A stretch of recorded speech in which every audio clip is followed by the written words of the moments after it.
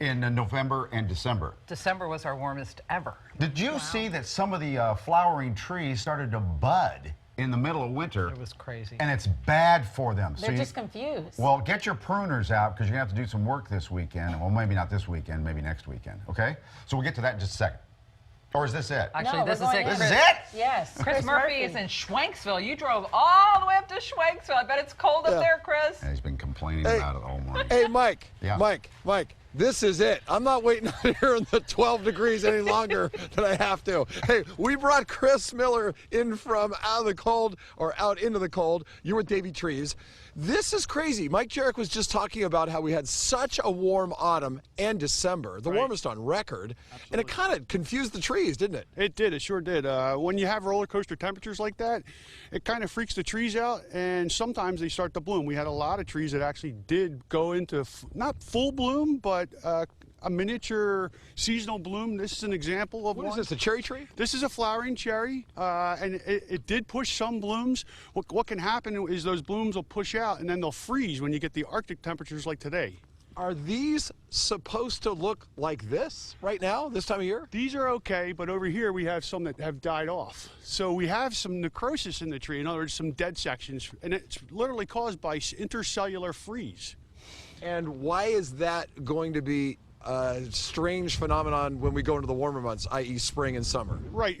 What happens is when you get that intercellular freeze, you don't get as many blooms in the springtime that you normally would have. You can get some dieback in the trees. You get another situation we call winter injury. Okay, so for instance, at the Art Museum, or especially when you go down to D.C. for the the Cherry Blossom Festival and everything else, is it going to be different this year, i.e. worse?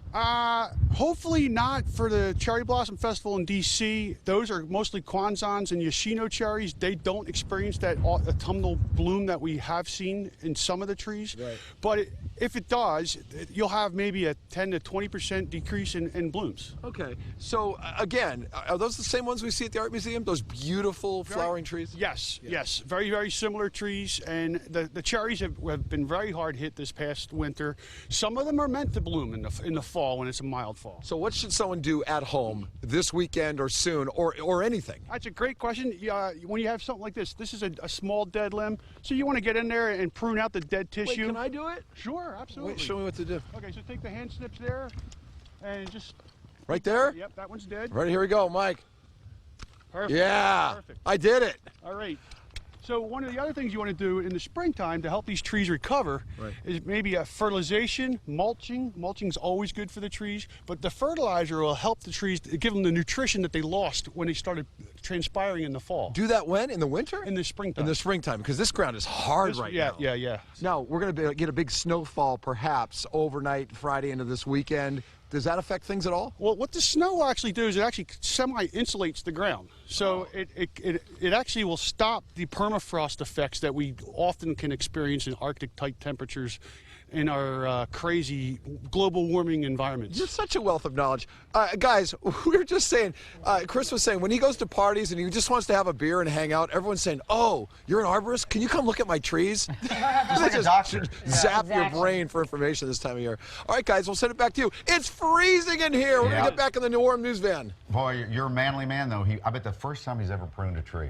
Probably. That's my guess. I He's think such a we witnessed it. California boy. Yep.